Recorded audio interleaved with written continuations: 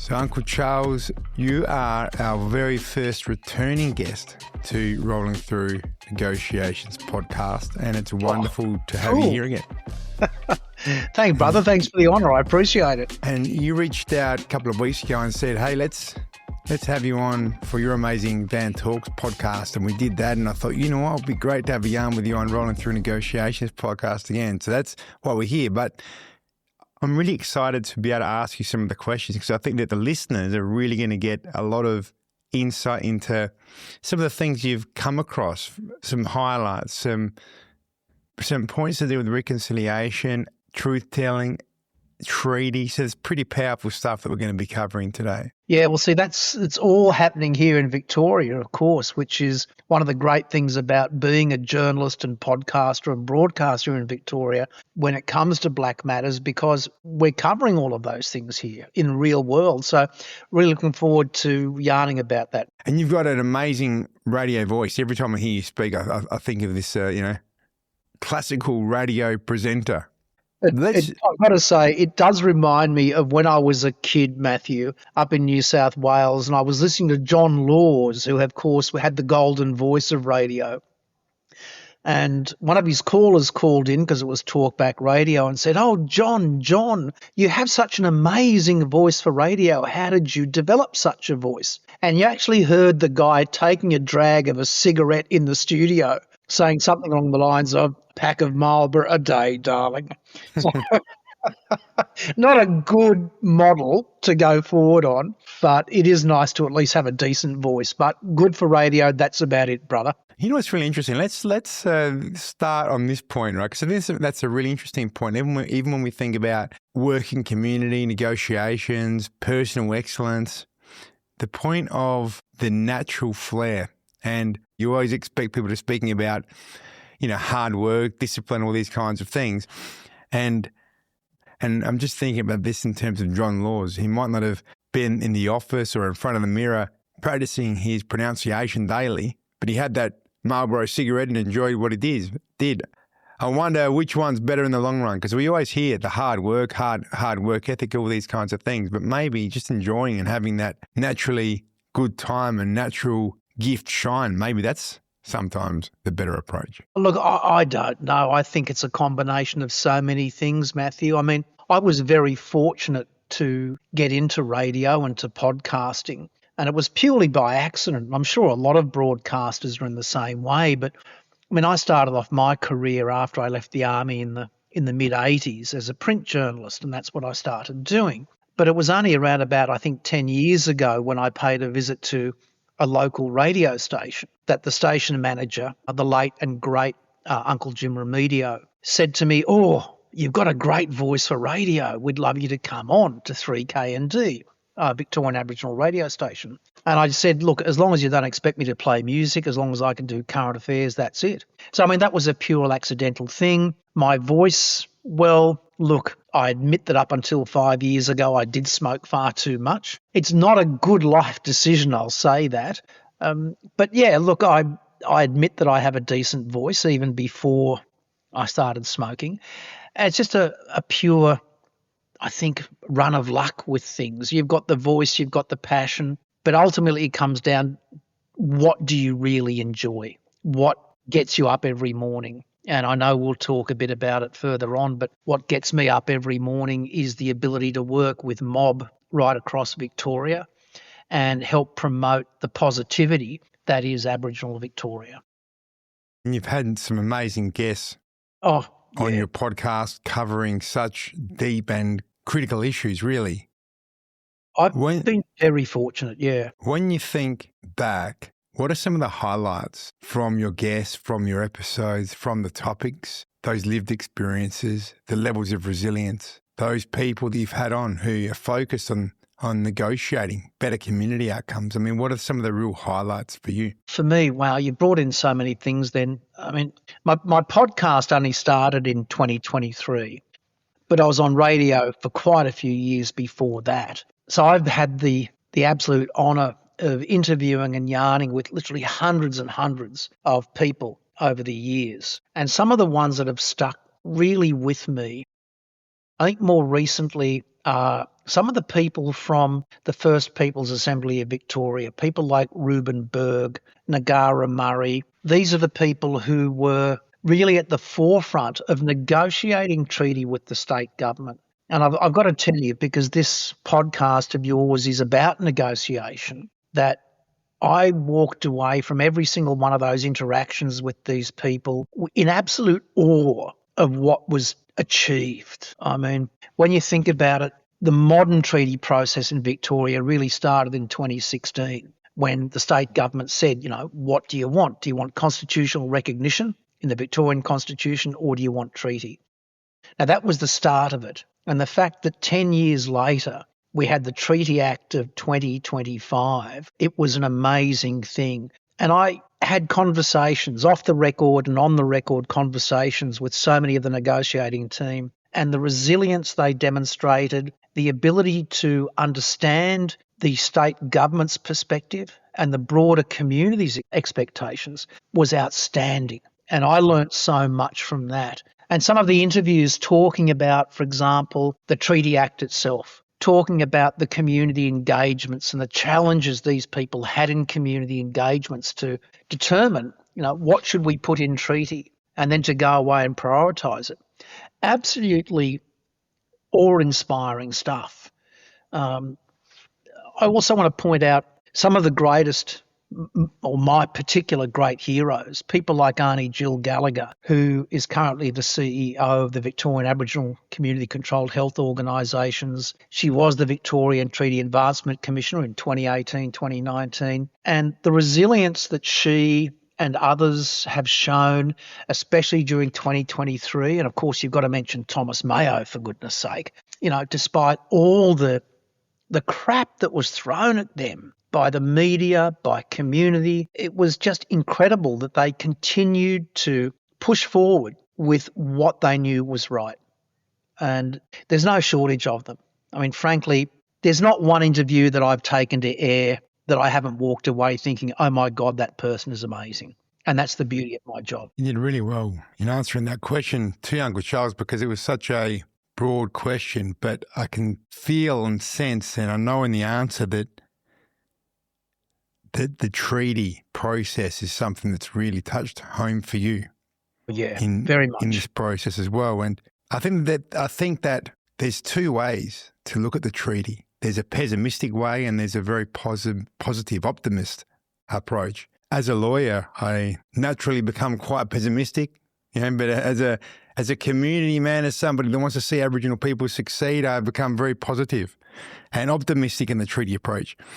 One of the interesting things is how it's called the Treaty Act of 2025. And one of the natural criticisms there is, well, how can you have legislation that's completely governed by the Westminster Commonwealth legal system enacting, where you're meant to have sovereignty through treaty, and the lack of representation of sovereign nations through treaty. But these are probably very easy criticisms to make when you're not on the ground negotiating the treaty process itself, when you're not really seeing all of the dust and the dirt and the hard discussions and the difficult segue between community needs and government impositions. What were some of the messages and perhaps some of the really amazing strategies that you saw in terms of the way the negotiations took place with the treaty? Yeah, so I was unfortunately not able to get into negotiations themselves. So that was always a difficult thing. These were held behind closed doors. But I was aware that the negotiations went on for around about 12 months between the negotiating team at the First Peoples Assembly of Victoria and the state government. And as I made mention before, it was exhausting for these people. In fact, I remember meeting with one of them in particular, and no names, and he was just shattered, just physically and emotionally shattered after this intense 12 months of negotiations. And I recently published an episode with Reuben Berg, who didn't stand again as the co-chair. He was re-elected as a member of the Assembly, but didn't stand again as the chair. And before we did the interview, he actually came into my office and we sat down and had a bit of a yarn just to catch up. And it was like this enormous weight had been lifted from his shoulders. He was just, as he self-proclaimed, I'm just another backbencher now, which was just a cool thing because he and Ngara Murray both had been through an intense several years as the co-chairs. But I want to pick up on something you said, Matthew, and your cynicism when it comes to a natural and understandable cynicism when it comes to, well, how can you have this treaty under a Westminster system? It made me think about an interview that I'd conducted with two of the members of the Treaty Authority about, maybe 3 years ago. And it was an interview with Uncle Andrew Jacamos, a very strong Yorta Yorta elder, and Thelma Austin, a Gunditjmara, both members of the Treaty Authority, which is this overarching body that oversees treaty negotiations. And I said to them both, and I was being a little bit sort of devil's advocate, how can you honestly expect the broader community to accept that the treaty authority is going to be impartial with treaty when all of its members are Aboriginal people? I don't know if you've ever been sort of made to feel a bit of a fool by one of your elders or not, but it's Uncle Andrew looked at me quite sternly and said, Charles, you need to understand we are all proud Victorians.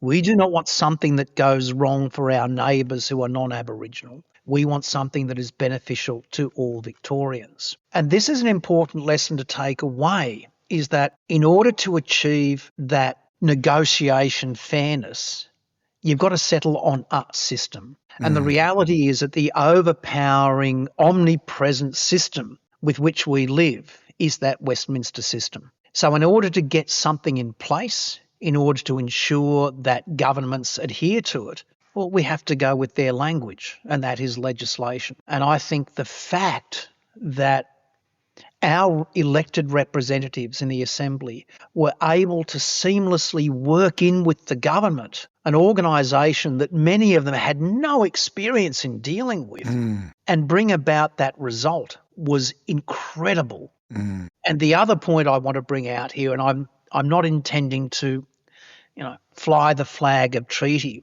but it's an important thing that people do understand, is that it's a negotiation. A treaty is a solemn agreement, first of all. Forget about the word treaty. It's a solemn agreement between two parties. And the state government had to agree to everything that was put forward by the First People's Assembly of Victoria. And to achieve that negotiated outcome where there is only benefit to the broader Victorian community is something to be applauded and actually observed and studied in years to come, because it was a masterpiece in bureaucracy meeting culture, an absolute masterpiece. Yes. And I think that it's a great example of Aboriginal Victorians leading the way. Absolutely. In and these the were our process, elected because people. Yeah. because there are other states watching, taking notice. And the other thing I've heard is that whilst there are elements of the treaty itself that may not be perfect, and we've touched on some of those, overall the outcome of achieving a treaty is something that the nation of Australia has never had. And so the hard work, the resilience to go into this process to achieve such an amazing outcome from a place of service really to community, to Aboriginal peoples and all Victorian people as overall, I think is such a beautiful way of positively impacting the pathway between bringing recognition, truth, the process of justice, that one step closer between Aboriginal peoples and non-Aboriginal peoples. Couldn't agree more, Matthew. And look, I just want to bring in another anecdote if I can, because we're talking about negotiations. And when I was thinking about this before I came on line with you today, I remembered an instance probably around about 15, 16 months ago. And before the First People's Assembly of Victoria was actually able to go into negotiate with the state government, there was a 3-month period during which the Treaty Authority said, okay, the Assembly has stated that it's ready to enter into negotiations, but here's 3 months for the community to lodge a complaint or lodge a concern about the readiness of the assembly. Now, I was actually one of the few that lodged a concern, and it's because I'd been involved in the treaty and covering it since about 2018. I knew a lot of what was going on, and there was a concern that I had. And I agonised over doing this because I thought, if I lodge this, am I going to lose all my connections within the assembly? Will they not talk to me anymore as a journalist? And I actually went and spoke to Ruben and Nagara about this and said, look, here's my concern. I want to lodge it. And they both said, yep, go for it. Now, this is when it comes to the beauty, I think, of cultural negotiation. And I think everybody can benefit from this. I lodged my concern. I was interviewed by the authority about what it was, and what it was does not matter. And I was then called into a meeting in at the Treaty Authority in Collingwood. And sitting around the table, there was me, Uncle Andrew Jacamos from the Treaty Authority as essentially the facilitator of the discussion, both of the co-chairs, Auntie Esme Bamblett, who was a member or is a member of the Assembly and was also the CEO of the Aborigines Advancement League and one of the lead members of the negotiating team. Now, the issue that I had, if it had been left to standard, I think, non-Aboriginal, non-cultural negotiations, would have taken days. I timed it, Matthew. It took 58 minutes to reach a resolution. It was a major issue. Everyone recognised it. Otherwise, both co-chairs wouldn't have been there. Because Uncle Andrew said, this is the way it's going to go. Everybody will have their turn to speak. No one interrupts. And that was the way it went. In 58 minutes, there was a resolution through respectful conversation and active listening to what everyone was saying. When it comes to negotiations, I have never seen a better example of how First Nations culture can influence better outcomes regardless of the issue. That is going to stick with me the rest of my life. I'm not sure if I've answered your question, though, brother. No, what you've just said is powerful, and I'm just reflecting on what you said. I'm also reflecting on the level of respect that would have taken place in the story that you've just shared. It was huge. It was huge.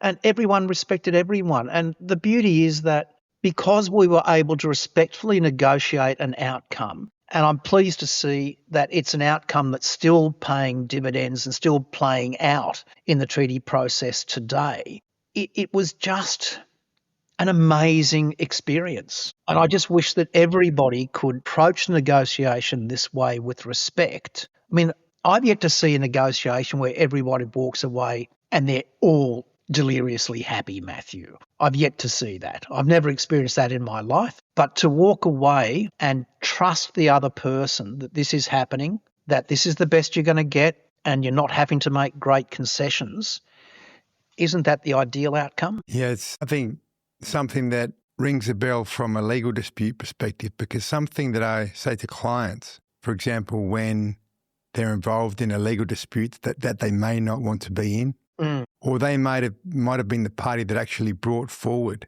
the dispute, or we're just about to go into mediation.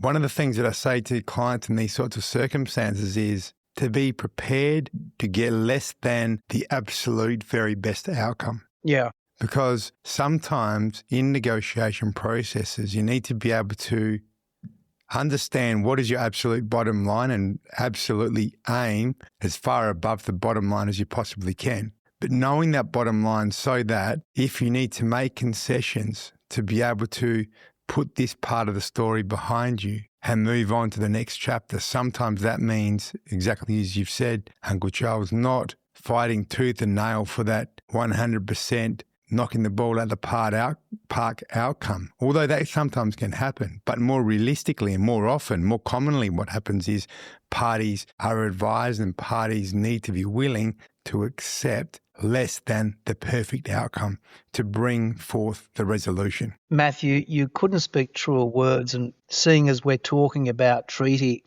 as an observer of treaty and as a reporter on treaty, you know, one of the questions that I've put on and off the record to various people involved in the treaty process is, especially subsequent to the 2025 Act, is, well, a lot of the things that community was wanting in treaty are not present in the 2025 Act. For example, when it comes to housing, to justice reforms, to economic reforms, employment opportunities. Those things weren't established in the 2025 Act, yet they were often brought up in community consultations. When I spoke to people about this, they explained, look, we can't expect to get everything in this first iteration of treaty, but the government and the Assembly and hopefully the community recognises that treaty is an ongoing negotiation. It's a dynamic document. It's a living document. The process is continuing. And I think this is what people also need to take on board, that I think in most negotiations, just as in treaty, you're not going to get 100% in that first round of negotiations. But what the Assembly has done and the government has done, because it was joint negotiations, what they've been very clever at achieving is setting up the foundation, the infrastructure for solid treaty negotiations going forward. And that is absolutely the clever way forward. It's not politically threatening to anyone. It's not economically threatening to anyone. It's a solid foundation for ongoing discussions and negotiations. And that's just so important, mate. Touch briefly on voice, and you've mentioned briefly the episode that you did with Thomas Mayo. And he did amazing work through that referendum period. We've touched on treaty, and I think that some of the points that you've shared, I think that listeners into this particular episode are really going to appreciate those, because you've been able to share different insights and perspectives in such a critical process of treaty. I'd love to also connect with you on truth. Yep, I was waiting for that. Yes.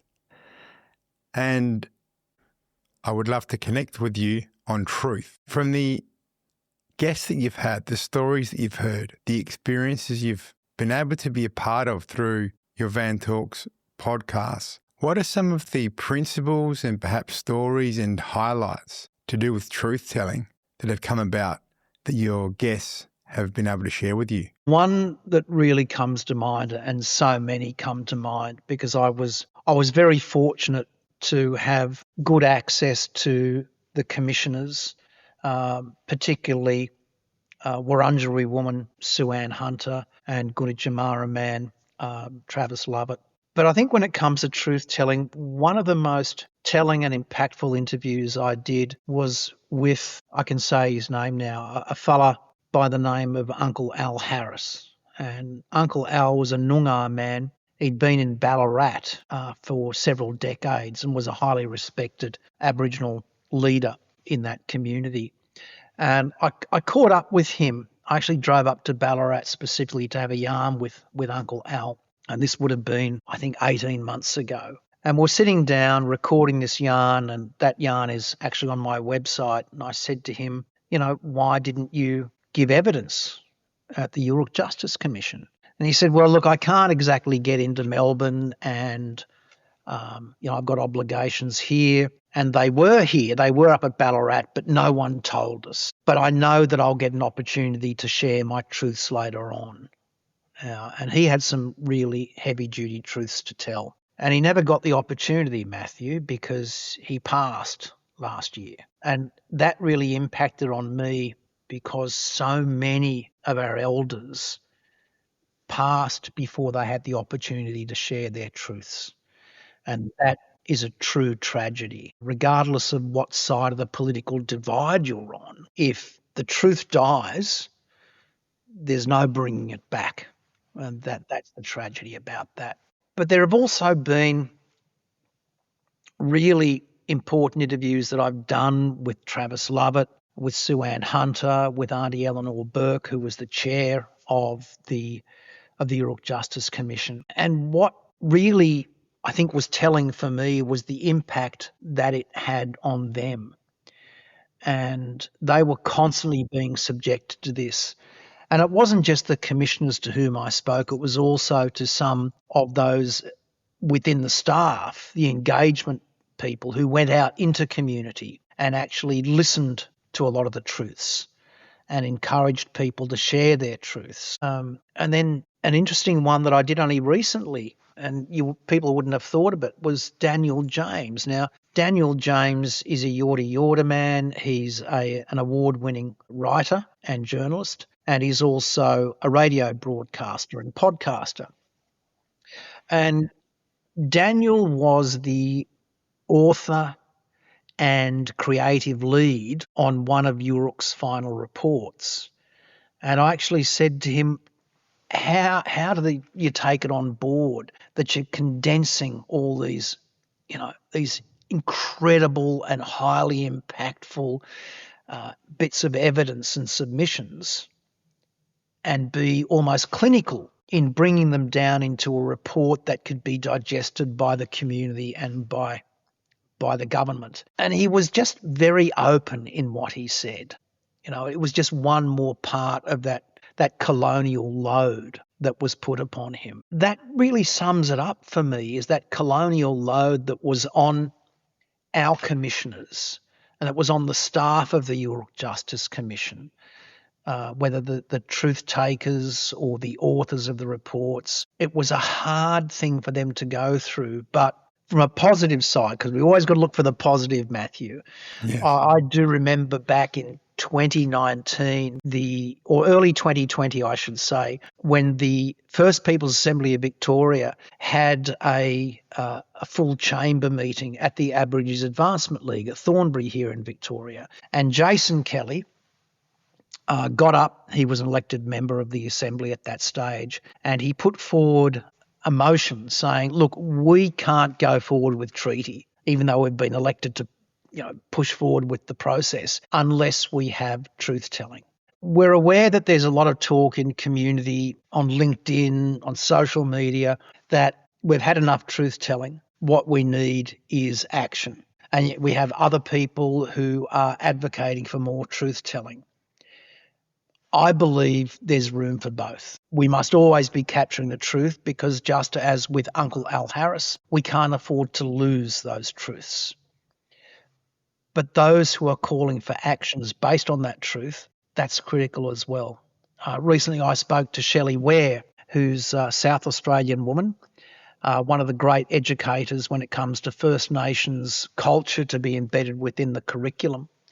And we spoke about, has there been a change since the Uruk Commission has ended? And there hasn't been. So the truth is out there, to paraphrase a TV show. But whilst the truth may exist in written form and in verbal form, it's up to the government, it's up to organisations, it's up to institutions to start embedding that within systems. Otherwise, once again, Matthew, we're going to have reports sitting on the shelf, gathering dust. It is time for action.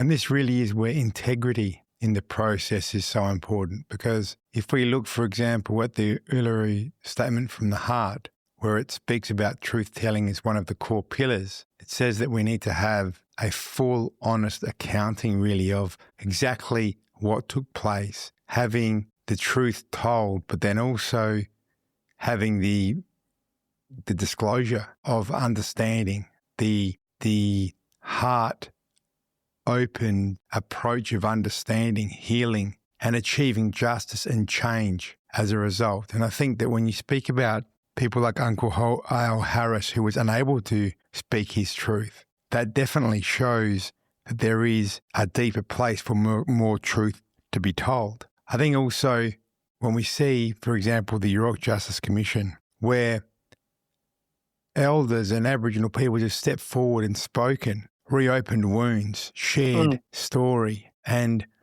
I think that we need to be aware of what truth-telling really requires, and we need to be calling for proper accountability from governments to the depth of what truth-telling needs to be about, rather than giving such an important principle. If this country of Australia is ever going to get on track, we need to ensure that the respect and integrity that's required is given to achieve the proper process. That's what I feel when I look around and see some of the efforts to truth-telling that have taken place, such as the Uruk Justice Commission. And there was a structure that was set up, it might have been a commission structure that was in Queensland, that opened and closed very quickly. It was very quick, yes.